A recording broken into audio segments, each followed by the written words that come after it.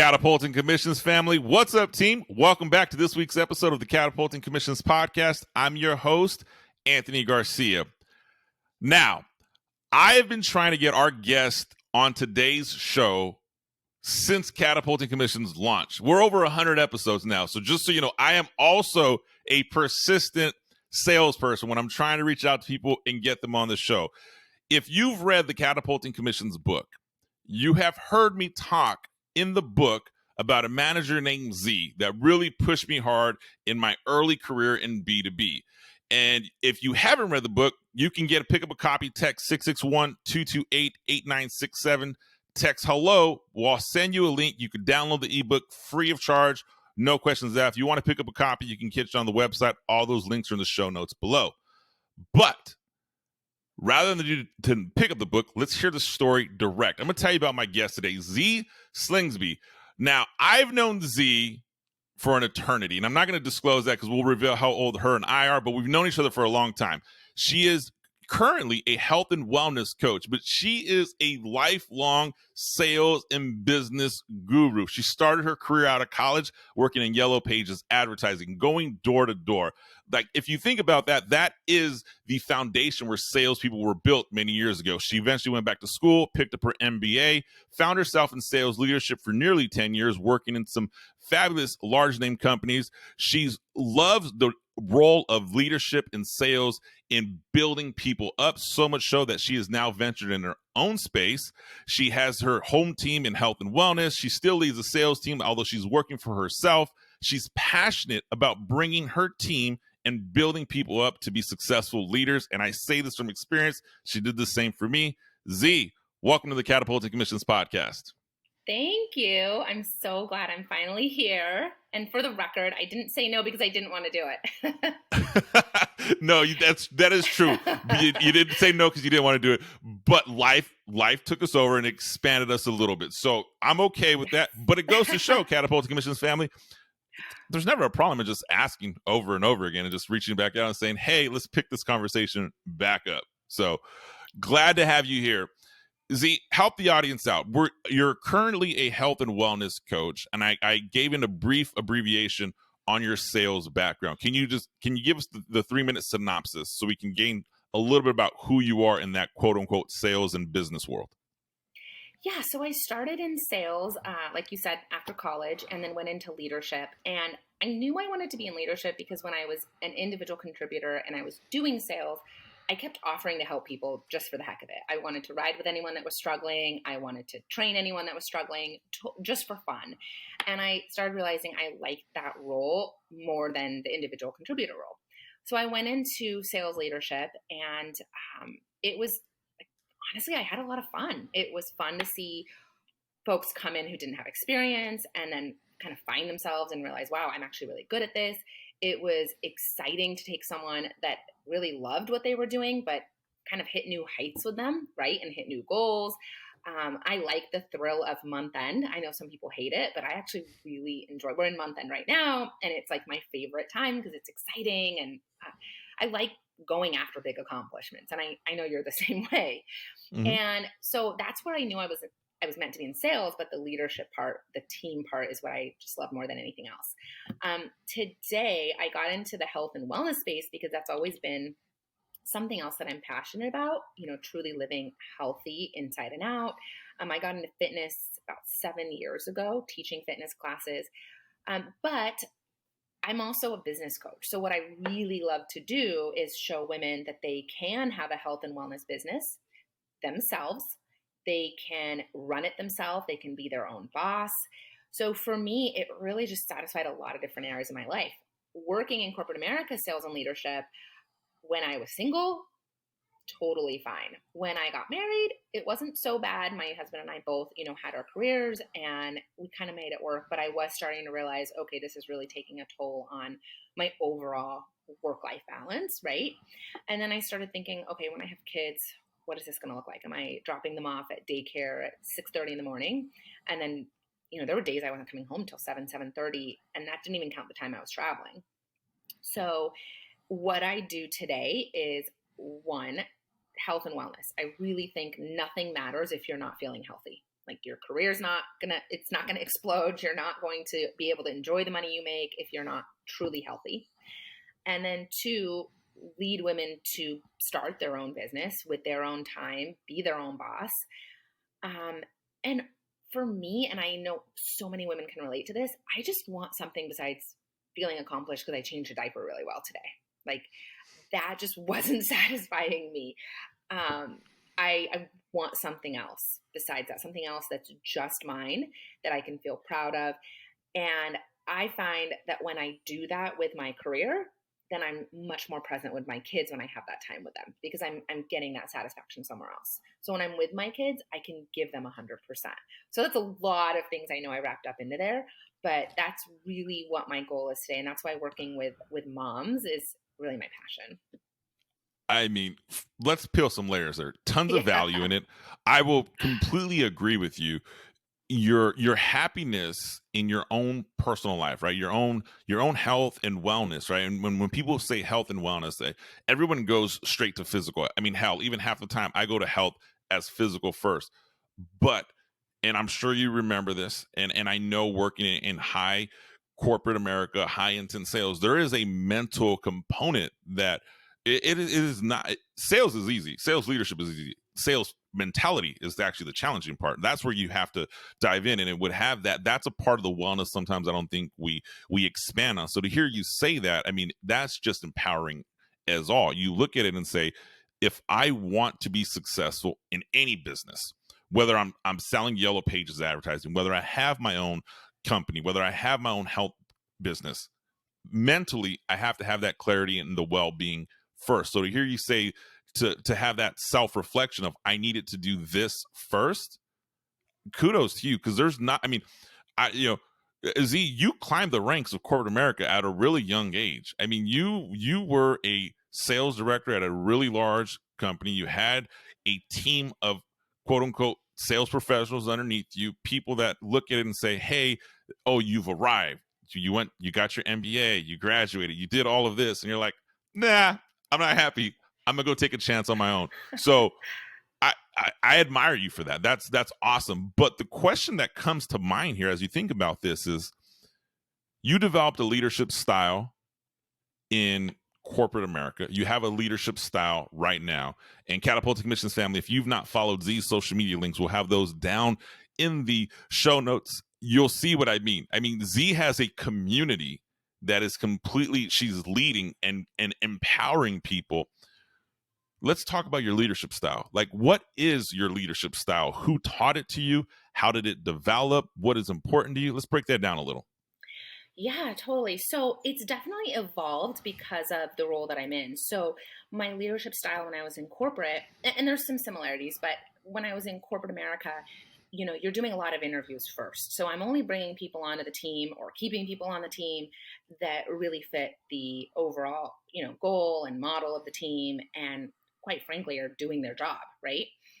And so my leadership style then was really, if someone is brand new, if you've heard of Ken Blanchard, like that's really where I started. It's high level of direction for someone who's brand new or doesn't understand the position, because in the beginning you're really excited, but you don't have any skill. So high level of direction. And then when they start to get to that point where they know what they don't know, and I believe in everything you do, there's that second phase, even marriage, right? Where the honeymoon phase is over and all of a sudden things aren't as great as you thought. You go through that in everything, even a new sport that you take on. So still very high direction. Let me tell you what to do. You go do it. And this is where I think a lot of people in leadership struggle, is when someone gets that third and fourth phase where they start to figure out what to do as a leader, to back off and let them do it. And I think when I first met you, you weren't in that first and second phase. You already knew how to do the job, and realizing it's okay to let that person figure it out and say, how can I help you?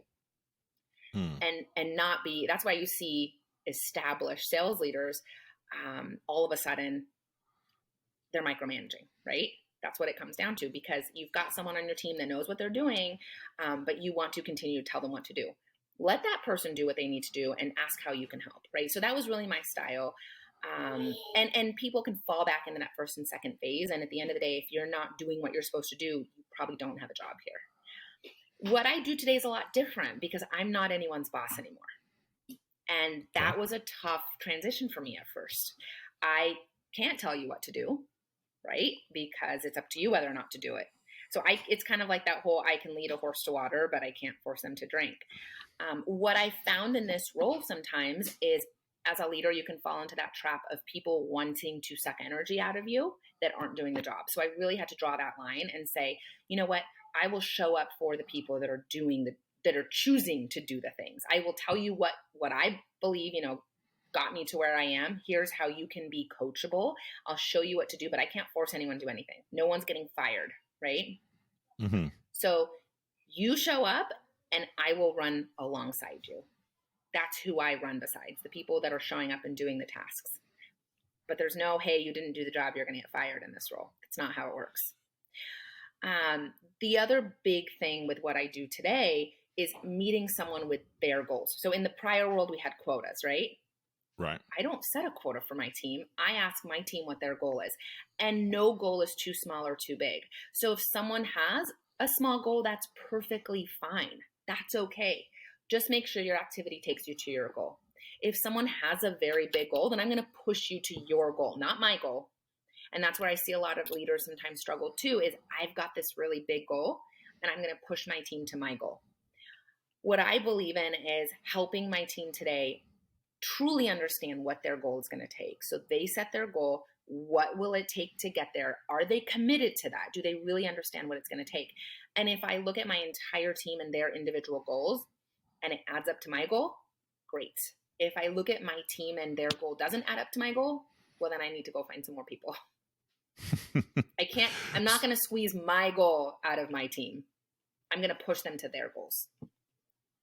You look at that leadership component, right? Whether it's the health and wellness, whether it's corporate America, you go to, the Blanchard leadership style, and I recall it, and you're absolutely right. There's high direction, low skill, and as it transitions, there's a balance of power between low direction, high skill. It's one of those challenges where managers find themselves doing exactly what you said. I want my goal to matter. I want my goal to look well. It's funny. I'm a big proponent. I've talked about it on the show. I think Zee, I gave you a copy of the book, recommended it, The Dream Manager by Matthew Calley. I think the book's 15 years old now. To this day, when someone talks to me about my leadership style, you use the word goal, I use the word dream. I'm like, what is your dream in life? Let's accomplish that. But you mentioned something that's unique. In corporate America, we can tell somebody, I'm your boss, this is your quota. But the effective leaders in corporate America, and I might piss some people off, but I'm okay with it, those who manage people to quota are always just managing people and are always dealing with a high turnover of sales, are just always dealing with you're a boss. Those who manage people to their goals and dreams, it's a lifelong relationship, but it's a lifelong growth for both people. And I look at that, Zee, as you were my manager, and I shared in Catapulting Commissions. You've been my manager, my direct supervisor, and it was never about managing to the quota, right? And I think I was an amazing employee because I had goals way higher than quota, so it made it easier. But you manage people to their goals and to their dreams, and you look at this, you fast forward this, right? It's 10 years, 11 years later from when we first met each other, and you're like, holy crap, where you're at, where I'm at, is nowhere near where we would have been if we would have just said, hey, hit quota, hit quota, hit quota. We've wanted bigger things. You have a team where now you don't have employees. You have people who are on a team that come with a goal to you, that want to accomplish things, and you don't have that quote unquote authority, but the best leaders in the world don't ever really need that authority. How do you build somebody up, right? Because there's people who say, I have a goal. Everyone has these massively large goals. They may not have the know-how, they may not have the direction, they may not have the vision. I would say half of them don't even have the confidence. How do you build that? Is that something you can build into somebody, or is it somebody that people organically have? It's interesting because I've seen people walk into this role that don't have the confidence in themselves. They start out with everything that they can't do, and then all of a sudden you'll see, wait, they're building the confidence. They are doing all the things they said they couldn't do. And it's really an eye-opener that you actually don't have to have those things to get started if you're willing to actually take action. And I can't, that's the one thing I can't do is take action for them. But what I can do is, and I say this whenever I bring someone on, just be coachable, just be open to being coachable. We're big on personal development. And I usually tell whoever joins my team up front, no matter how strong or how weak you might think you are, it does not, and I mean mental, it does not matter. You need to have the personal development. It's got to be there, because you will hit a point where you think, I'm not good enough. I've definitely been there, where you think, no one wants to do this with me. I'm not a strong leader. All those thoughts will creep up into your head. And if you're taking care of your mental game, you can get through that. You don't want to skip over it. It just doesn't work like that. You have to get through it. Especially because what I'm teaching the gals on my team is not just to be strong themselves, but they need to be leaders eventually too. They need to lead teams. So if you try to jump through all the tough, all the moments where you think you're failing and just get past them really fast or skip over them, you're never going to learn anything. You're never actually going to experience how to help someone else get through it. And so I really make it acceptable that you're going to go through that. Like, hey, this is going to happen. You're going to have these, if you don't have it already, you're going to have these feelings. Let's work on that mental game. So like right now, actually in our team, we have a book club going on, and we're reading the book Failing Forward from John Maxwell. As a team. We're reading it, and every few days I'll put up some talking points, and we'll just chat about it in our private group on Facebook. But even if we're not doing a book club, I have a list. The minute they start, they get a checklist of, here are the books I recommend you start with. Pick something, 10 minutes a day, whether it's 10 minutes of reading or 10 minutes of audio. Listen or read something that's going to help your head. You have to get ahead of that. And even when you think you're in the best place, you still need to make sure you're doing the personal development. It's the common denominator that we've talked about on this show, is the investment that people have in personal development. If you go back to the original question, is how do you help somebody? And you immediately go back to, well, I'm a big believer in personal development. Catapulting Commissions family, I don't know how else to say this, right? We're 100 episodes deep. We've had amazing guests on. Zee's one of them. Everybody says the same thing. There is some value in this personal development. I can recommend 1 million books. Zee can recommend 1 million books. It doesn't matter. In my opinion, it doesn't matter so much as to how many of the books, as opposed to just reading the book and applying the material and getting engaged in that and getting engaged in the content you see. So if let's keep peeling that back. So someone comes to you, Zee, and they're like, okay, I'm gonna do the personal development. I have this goal. Well, you mentioned, your group, you're tailored, you're working with moms. You're working with moms that have been in corporate America and say, hey, I want to experience a financial level or financial freedom that allows me to spend time with my kids. And I just want to say, is dads want that same experience too. I know you're working towards mom, but there are dads that want that experience. Like I've joked before with Carla, like I would be a rock star stay-at-home dad. But my definition does not match reality. It would be golf in the morning, poker in the afternoon. Like I would just have a whole social agenda with it. So that's probably more retirement. But all right, so you have this group that comes to you and they say, okay, Zee, I'm working on this personal development. I just don't know how to sell. Like I don't know how to sell my product. I don't feel comfortable selling what we deal with. And I love bringing this question up, especially people in your industry, in the direct sales, in this space of multi-level marketing. Like it's always that stigma. I don't want to sell my stuff. How do you work through that? I always find that question or that comment really funny, actually, because the same people that tell me that, I'll go, and we're a social media business, right? Like everything we sell, we quote unquote sell or share is on Instagram or Facebook. And I'll go to their Facebook or their Instagram and I'll see a story that they posted and they're saying, hey, moms, oh my gosh, look at this awesome oatmeal I got for my kid from Target, right?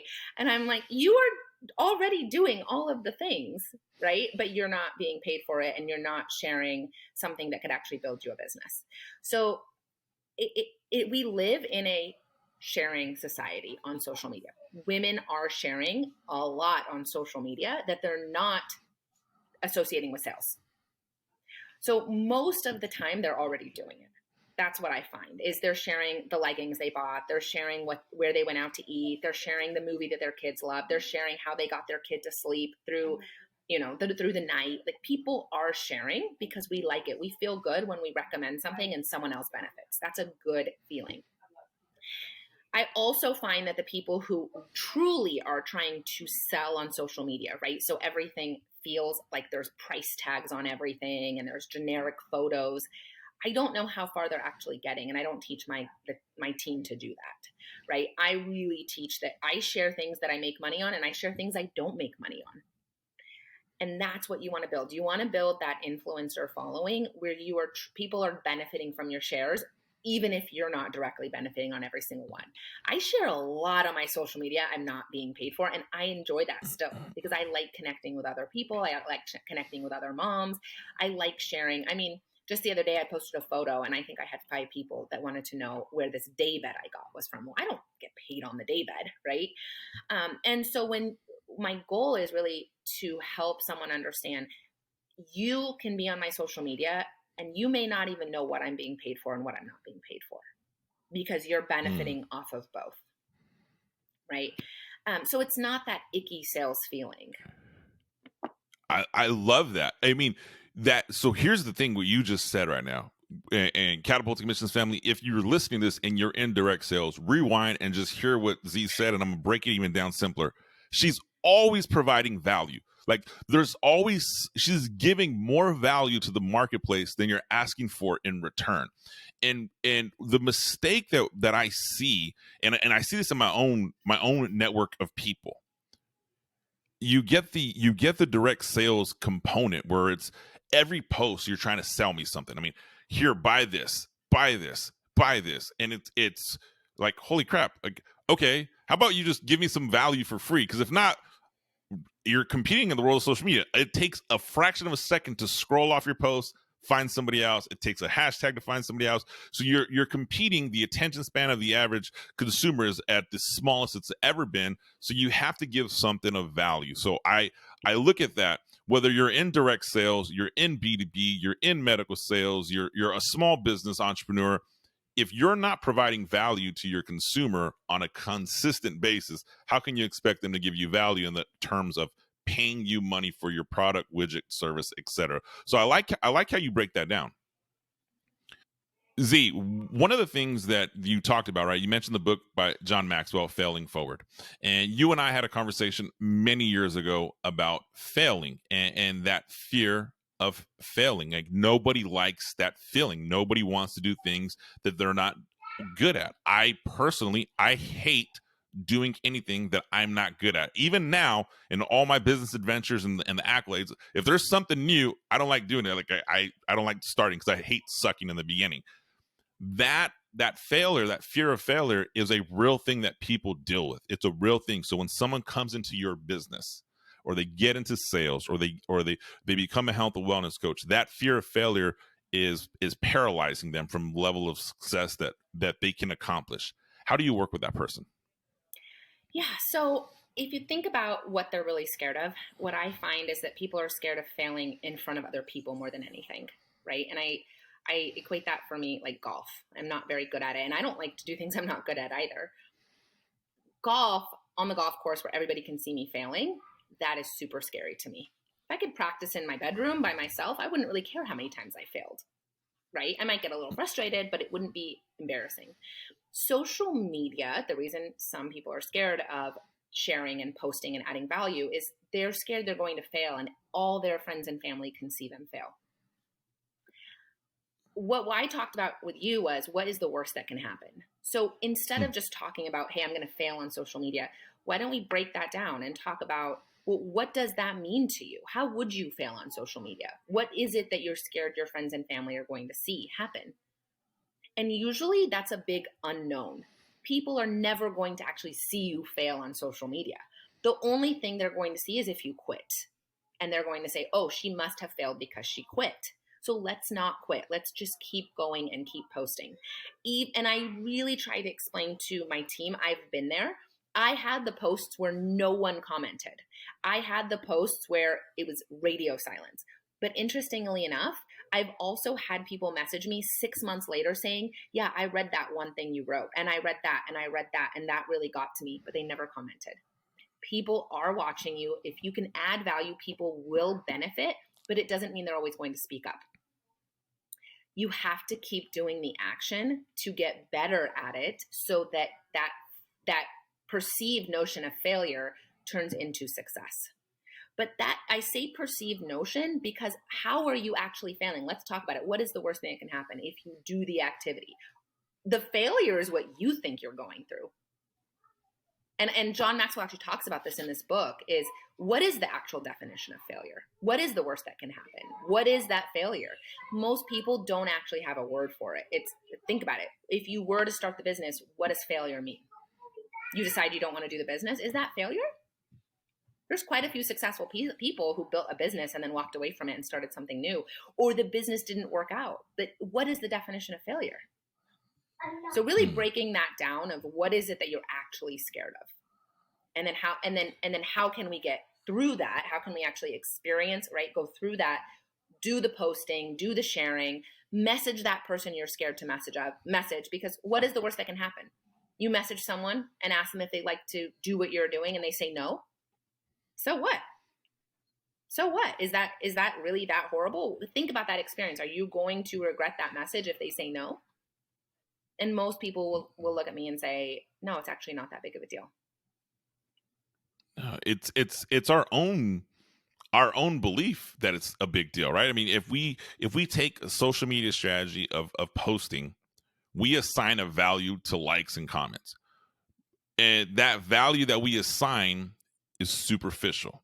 And I share that all the time. So much so that I have played with my Instagram algorithm for years. I've been in engagement groups, I've been out of engagement groups, and one of the things that I found was, I got involved in some engagement groups early in my career, and it was vanity metrics. And I've talked about it on the show before. I was like, oh, all these likes, all these comments. You're like, okay, that's great, but at the same time, it wasn't in the client avatar that I was looking for my business. So then I was like, you know what? Hell with this. Like, I'm not going to work with this group. I'm going to do this thing on my own. So it was like my profile went down to shit, like literally nothing.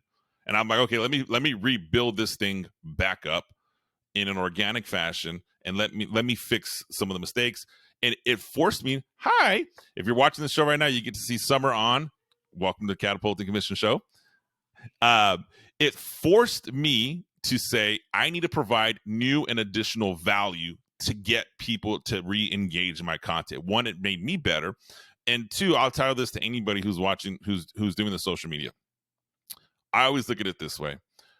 I had 2 posts yesterday. I think one got maybe 28 likes. One got 60 some likes, something like that. I have a following that is massive. I mean, that's less than 0.1% that liked it.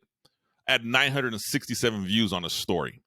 So there's people watching what you're doing. Don't stop. Don't quit.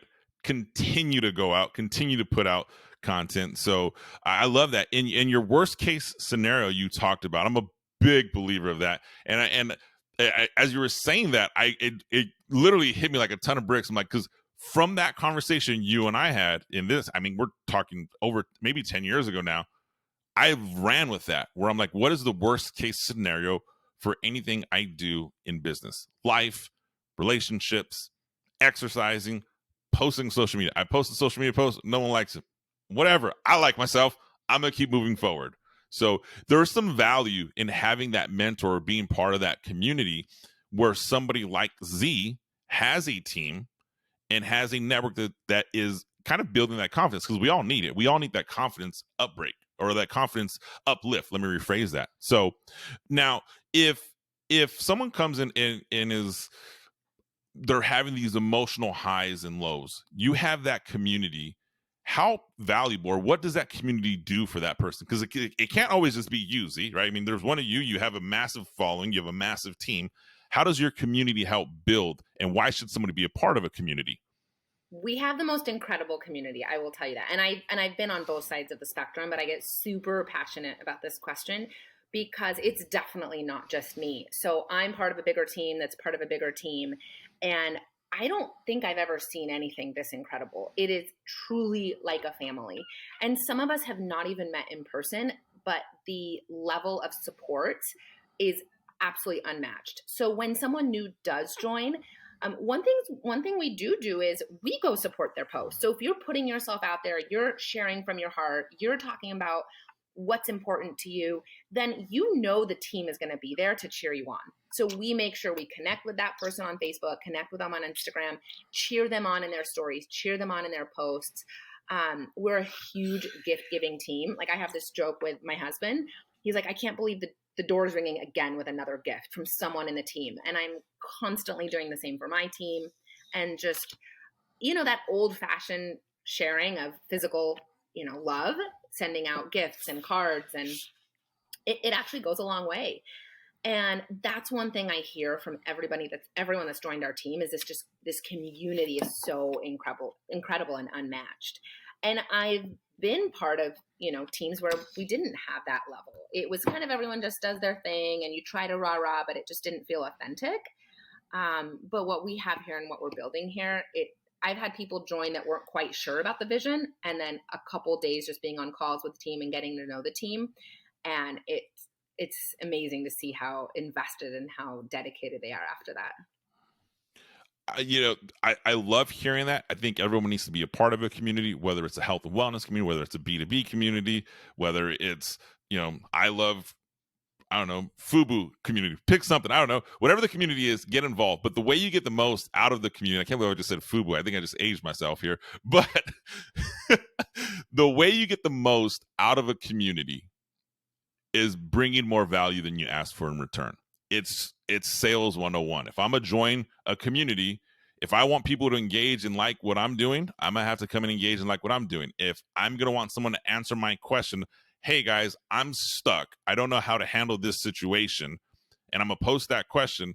Well, the next time someone asks a question about something that I can provide value in, I'm going to provide value and give value. So these communities that are growing, they're online masterminds. You're going to get more value when you contribute and put in. So I love that.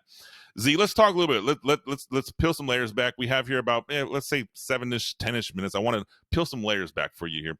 What exactly are you doing right now? We talked about health and wellness. We haven't mentioned the company name. So let's give Catapulting Commissions family a little bit about what you do specifically.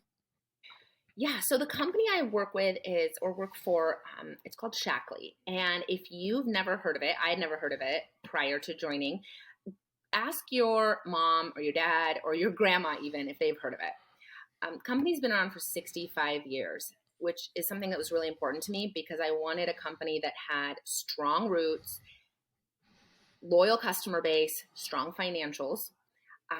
But this is what's really unique about Shaklee. The opportunity on social media is very new. There's a generational gap that was missed with Shaklee. And so I am trying to rebuild, and I'm working with our corporate team to rebuild in our age group, really, and to bring this company onto social media, which is huge because what I've seen with a lot of companies that have been around for a long time is massive social media saturation. Everyone is posting the same stuff. And that's sort of where I came from. What we have here is a very unique opportunity to share a product that has been well loved for years by customers, that has longevity, that has proof, right, that the products actually work. But the social media opportunity is like nothing else I've seen. And so what I do is I help not just women. We have quite a few men that are customers and building businesses, but my niche is really with women. I help them first get started on their own, either health and wellness. We have non-toxic cleaning products, skincare. And that's one piece of it. But then I want to show other women that they could build a business, right? So they could build a business with their 3-year-old on their lap, right? And you want to have some sort of passion for health and wellness. Some people join and that's not necessarily something they know a lot about, but they wish they knew more about. And that's okay because we can teach you all of that. But you have to be excited about helping other people feel better mentally, physically, live a healthier life. And so that's really what I'm doing. I want Shaklee to be a household name again. I want to be a part of making this a huge company again. I want to be a part of saturating the market on social media. Because right now, Mm. that's where the opportunity is. And I've been part of that company where I joined after it was already saturated. This time, I want to be part of making this what it is. And we're doing that. We're the fastest growing team in the entire company. That's exciting. That doesn't shock me. So congratulations. I would actually be disappointed if you weren't. So I'm glad to hear that, because I know you. I've worked for you. You're my friend. I see all your posts, so I see the value you provide to that community. You made that decision to leave. Let's wrap up with this. There is somebody listening to this show right now, and this is going to apply regardless of they're leaving from one company to the other in the health and wellness industry. If they're in B2B, they're leaving from one company to the next. If they're an entrepreneur, they're closing their business and they're going to start another one, or they're going to close the business to go to corporate America, or they're leaving corporate America to start a business. When people make that transition, walk me through your thought process on that, because I believe there's more people that want to make change that are just terrified. You've done it multiple times. You left a 6-figure corporate job that everyone's like, oh, this is the dream. I'm going to go do this. You build up a team in another company and you're like, psych, I'm going here now, guys. I'm moving on. Those are some terrifying life events, Z. How do you do that? Well, I want to start by saying I am actually not a risk taker.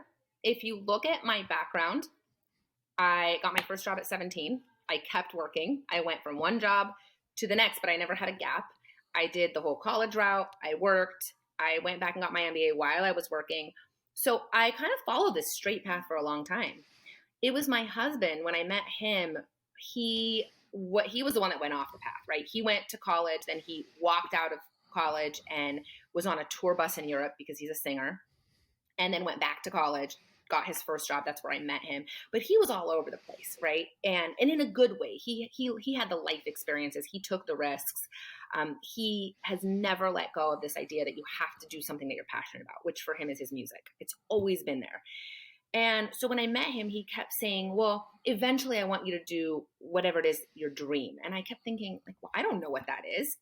And he kept saying, well, you have to go after your dream. And it's totally what the book you got me, right? The Dream Manager.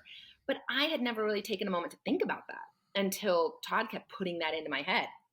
So I think it's important you have that cheerleader in your life, right? Someone that asks you that question.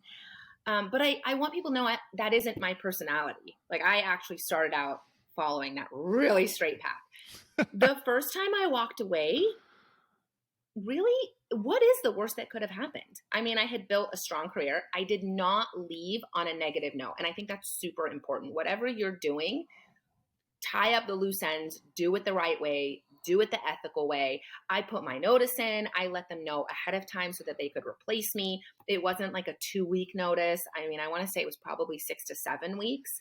And I really worked with my leaders who I respected to make a clean exit. I didn't start building my business and then dropping my responsibilities in my corporate job as this business took off.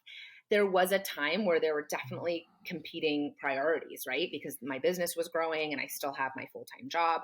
And you just have to get through that and make it work, because what I didn't want to do is get so focused on my business that I wasn't doing my 9 to 5, 8 to 5 job the way it was supposed to be and leave on a bad note. So I left on a really good note. I still have a great relationship with my former leader. And he's always cheered me on in this new role. So that's really important, because then when you ask what's the worst that can happen, nothing. I could always go back to corporate America if I wanted to. I will not go back to corporate America. It was the best decision I ever did. But I had never worked for myself before. I'd never been my own boss prior. When I started thinking about what's the worst that can happen, nothing. There was really nothing negative that could have happened. I could have gone back at any point to my previous role and my previous life. And even today, if I wanted, I know I could go back and get a job. And I do get job offers, right? So there's nothing, absolutely nothing, right? Financially, if that's your fear, well, that's why I built up my side business before I left my corporate job. So I built it up. I didn't just quit. And if you can financially afford to just quit and do that, there's nothing wrong with it. But for us, that wasn't an option. So I did have to build up my side income. And this is what I tell gals on my team when they say, I want to eventually quit my job. I say, open up a separate bank account, All the money that you make, put it in a separate bank account. What you don't want to do is build a lifestyle for yourself where you're spending both incomes, because you're never going to be able to quit one. So if you build it up even to match, but you're spending both, you're now you're where you need to be has changed. So live off of one income, whichever one it is, but live off of one. So open up a separate bank account, right? So financially, you've got to be smart how you go into it. So open up a separate bank account is what I tell them. That's genius. I like hearing that. I mean, you look at it and you're like, because if let's just use simple numbers. Right? If I'm making 10 grand in one business and I'm making 10 grand in the day job, and I spend 20 grand a month, you just it doesn't work. Like there's no exit from either one. That's exactly. So make sure you're financially smart and plan this thing out. Like for me, from the day I told Todd I wanted to quit my corporate job, I gave myself 12 months to do it. And I did it in 11, not from when I started my business, but from when I decided I was going to do that. So it was actually 2 years into my business, but I had only made the decision to go all in a year prior, 11 months prior. And then that's when we got financially savvy and smart about it, right? Like don't change your standard of living. Okay. Mm-hmm. So that's a big one. The second time I left, I was not looking to leave. It was something I really believe was meant for me. When I was first presented, it was that moment of like, oh my gosh, it's a God moment, if you believe, right? And I could not turn away from the opportunity. I still believe it's a once in a lifetime to be part of a company that's been around so long and be able to launch this thing the way we are. It just spoke to me at a whole nother level. And I truly feel everything I've done in the past has brought me to where I am today. Like I was meant to be at this next level. And I think what we sometimes forget is you can grow into your next role. And that's really what I found happened to me. I was where I was supposed to be for 6 years. It helped me accomplish everything I did to get to where I am today. And this is where I need to be for the next phase in my life, right? It was actually harder to walk away the second time though, because I walked away from something I built. I think it's easier to walk away from the corporate job. Second time was a lot of tears, a lot of prayer. I almost felt like, gosh, I wish I could unsee and unknow what I know, right? And I remember I called Todd right beforehand. We had talked about this. We were all in, and I called him and I said, I can't do it, right? And it's that fear of failure again. What if I can't do it all over again? And that was a Monday. And then Tuesday, I called him and I said, I did it. He's like, what? I thought you said you're not going to. And I said, I know, but I can't, because I know if I don't do this, I am always going to look back on it and regret it. But the second time was actually harder. Today though, I made the absolute best decision, and every single day I'm reminded why it is a better decision for me. But you have to, there's a piece that's your gut, right? You got to go with your gut. You have to ask yourself, what's the worst that can happen? And having that cheerleader in your corner. And that's always been my husband. He always thinks I can do 100 times more than what I think I can do. And you know what? We definitely need those people in our corners. I have a wife who does that for me in my corner. I do it for her in her corner. But not only that personal, there's the professional. That's the value in the community.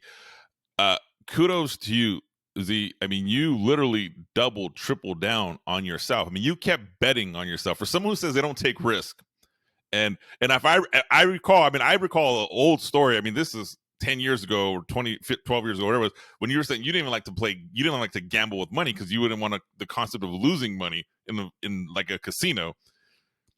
You definitely have taken some risks, but what I love about it is every risk you take, you've bet on yourself. You never put the bet or you never put the risk in somebody else. There was never a risk of, I'm risking and betting on myself.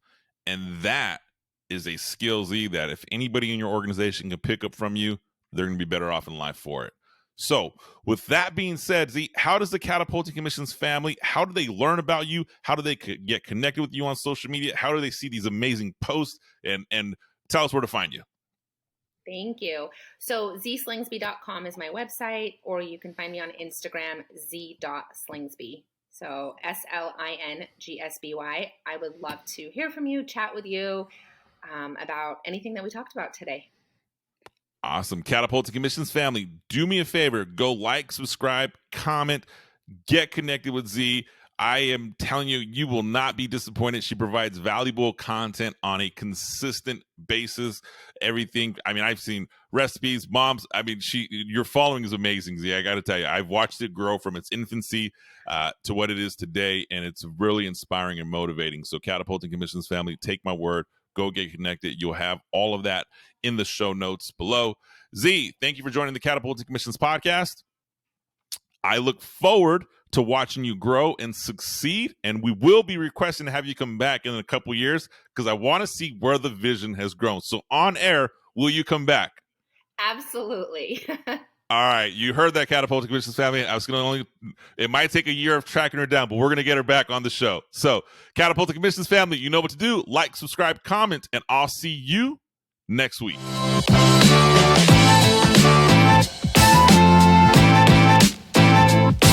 Right.